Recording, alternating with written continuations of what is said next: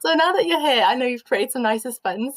But I was just telling everyone, obviously you were in the panel yesterday and talked a bit about your work, but it'd be really nice to hear more about what you've been doing with customizing your wealth offering for ultra high net worth individuals and families. So it'd be great to hear about the challenges you've had the past year and what you've been doing to really engage with the client. Well, first of all, good morning, everyone. I'm very happy to be here with you guys. Always a pleasure for me to collaborate with you guys. So, as briefly we've been talking yesterday, the 2020 was a very, very different year. I would say pretty challenging year. So that for us also, so our work, what is our work? We advise wealthy families in their needs. My job is try to offer them different kind of advisory services in their they want to sell a company, they want to do investments. So that was like predominantly, and also pretty relevant, pretty important. I have to support my team. The first thing is for us to build up a strong in-house team, so that team later on can complement all the activities with the clients. So what we've been doing actually in the beginning of I would say the first quarter of 2020 was to take care of our team in-house firstly because of this health crisis that we had, and then go one by one actually with the client, because don't forget that each client is a different individual, so it means a different way of approach their needs because they have different needs. So the first thing that we've been doing it was like to understand how this individual concretely was doing with this unprecedented situation that we had. So talk with them, understand if they had specific short-term needs, because let's don't forget that our specific activity as professional is like to a strategic point of view, make a plan that is not a short-term but is a long-term plan. This is our job as professional. But when you have this kind of black swan events such the COVID-19 is, we have also to try to put the situation on the table to rebalance, to re-understand if our long-term strategic thinking could match with the short-term needs. For example, I give you an example, the health situation. We have clients, specific few of them, they are pretty, it's a third generation of them, of the clients. So we had to understand if they had some kind of short-term, how we call it, liabilities that they have to cover, needs of short-term that could be health price. They had like I don't know.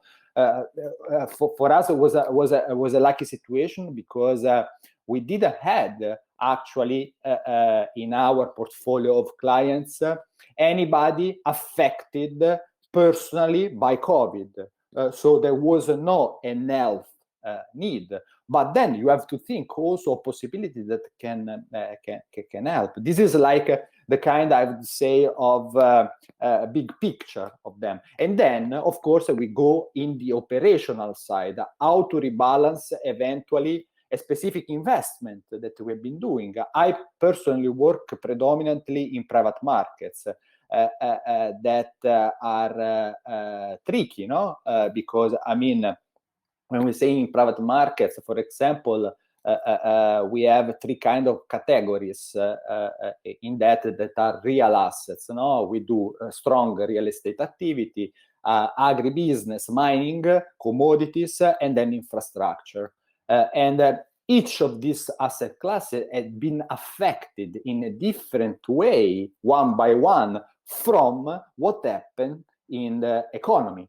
And also, we are not talking about only a specific geographic areas where those assets are based. We are talking about globally, because we cover developed Europe, we cover UK, we cover South America, Brazil, we cover South Africa, we cover Asia, and so on. So we have been then assessing all those kind of asset classes one by one, to see, okay, to create a sort of stress test, no? So this is the kind of activity. Another important thing that is, I think, very, very relevant, and then had been very relevant for the clients, it's all the research activity that we do. In-house, I built it up a research team. It's a macro research team, because since we work in a macro environment, we have to understand the big picture, but then go down is a very top-down way, no? And then go down in the specific asset class. So that was like the activity. In fact, either because I'm home, I'm working from home from 1 year, from February of last year. So probably either because I had much more time to spend, to focus, instead to do meeting, coffee, catch up, calls, and so on. So the activity in terms of intelligence, research, analysis, had been improving drastically. I used to write, for example, for our clients, a service that we offer for the clients, a nearly 110 papers on macroeconomic side, and then we go in specific, as I mentioned, asset classes. But this year, I mean 2020, we've been increasing at 140 papers per annum. So it's a huge set of intelligence, of financial education that we've been offering to our clients, because in the moment of crisis, the most important things from my personal experience, professional experience, is to understand, doing a lot of stress tests in understanding how can this situation can eventually evolve, where we can go, what is the best strategy to put in place. At the end of the day, is how to mitigate risks. So that's like the core activity that I would say we have been improving. But also, let's don't forget that it's not only Antonio Curia, right? First of all, as I mentioned, I have a team of 6 guys, but it's not only that. I personally been involved. I'm involved with high-level professional in the market. We also develop, for example, video call with them. Actually, in the moment that I'm gonna finish this lovely chat with you, I have a video call with the global head of real estate from DWS, that is from the group of Deutsche Bank. It's a quarterly chat that, for example, I have with him on market update. What are risks, opportunities? So I have to confront myself, of course, with professionals of the market. And this is also something that the clients love, because it means, first of all, that their advisors get update. Second things, their advisors confront himself with also peers of the market. And third things, they are very happy because they feel safe, much safer, because it means that you care about their wealth. So this is like, I'm giving you a little bit of bigger picture again. It's like tools that we use and then the clients like. And again, I would like to underline, in crisis times like the one that we are living today, this is very, very relevant. Yeah, definitely. And I think you've got a very unique approach when it comes to research and then informing the client and giving them that financial education, as you say. Because you take such a deep approach to this, do you think it's sort of feasible for larger wealth firms and sort of medium-sized firms who have a larger client base to give their clients that bespoke, deep insight? Because I know that you only have a small amount of clients, you know, from a very specific segment, so you really have that one-on-one interaction with them. Do you think that, you know, larger corporations and larger banks can actually engage at that scale? Actually, it's important to say in my 18th years of activity, it's from 4 years that I work for a family office. No, we are a multi-family office, so I work for an alternative players. But all the rest of my career, I came from institutional players. So actually, it's where I've been learning those kind, I would say, of intelligence tools to put in place. So concretely, I brought that experience and I put it like in a much more bespoke way. But I have to say that it's very relevant in all the segmentation or the sides of the companies that we are talking about. So in my specific activity, I've been adding tools, right? From my experience, from my background, I've been improving. I continue to improve. I would say, for example, one of the most important things that right now we are improving is how to engage digitally with the clients. Because now we can't anymore, we don't know till when, but I mean, we have to be prepared. You can't have anymore, like, I don't know, the quarterly coffee face-to-face with the client. It's not, you have to do it virtually. All those kind of tools that are very, very relevant have been moved on a virtual way. And also, I think that since the touch, no, the feeling that you have in the moment that you meet the client face to face, virtually, you have to increase the way of taking care of them. So, for example, I have to tell you, if before, in a normal life, in the previous COVID life, we used to have a quarterly meeting with the clients, either meeting them in their country or in the office here in London or in other places. Right now, we have been increasing. It's a monthly chat that we do, one by one with them. Firstly, to try to understand if from the social aspect, no, I try to understand if the clients it's okay, if their family is okay, because we don't have to think only directly in our direct client, that could be the dad, could be the grandpa, whatever. We have to think also in the succession, in the new generation of the client. So how the nephew is working, how the son is doing, because also the strategy that we create, it's not a one-way strategy for one specific generation, is for their succession as a family business, as family wealth. So this is the kind. So we've been improving and increasing this new way of be in contact with them, be in a relationship with them. It's very challenging. It's not easy, I have to say, but we are trying to learn day by day.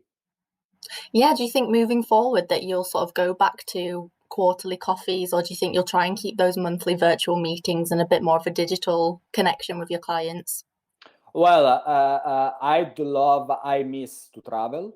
Of course, I miss the personal interaction. I think that no IT service, no IT tool can concretely overlap like this kind of relationship that you have face to face. the body language, right? Now probably we have this virtual body language that is tricky. Maybe I'm in shorts like here in my desk. You know, you can't do this one like in a personal way. But going forward, I think that all those virtual tools, digital tools that we have been adding, I would say, in our basket of tools, will continue to stay, I think. But for us, it's very, very relevant, the face-to-face, in terms of personal, right? Physical, much more than web chat or web panels or video calls. It's important. And then I have to tell you something that is going to be relevant also for every one of us in terms of the post phase of COVID. You know, I was joining a panel with a very relevant professional from is the CEO, the Chief Operating Officer of BlackRock, and we were talking about specifically on real estate in that specific thing. But I think this is important because he mentioned of a specific case that happened to him after what happened in New York in the 9/11, no, with the towers going down. So everyone there mentioned, but I don't think that no one's concretely would like to go back to work in these skyscrapers, towers, real estate, and blah, blah, blah. No, this affect. What he mentioned is after 5 months that all the situation was cleaned up, everyone was back in big towers.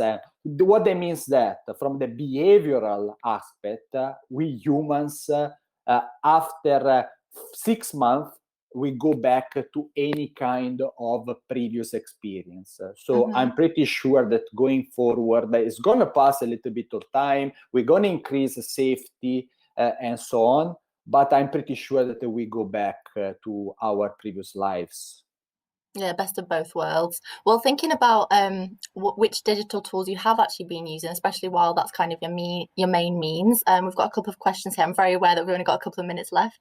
But once Colm Power has asked, what types of digital tools do you use to help understand and deliver ultra high net worth client needs? So what do you use day to day? Probably we have to go a little bit more deeply, probably in the question. If they are talking about financial planning, if they are talking about portfolio management, if they are talking about, because we have different kind of, I would say, tools that we use case by case. We use different one in terms of portfolio management, of course, to maintain a track of how the situation is going on, either for that specific portfolio, and then that is pretty linked to the market behavior, what is happening in the market. But then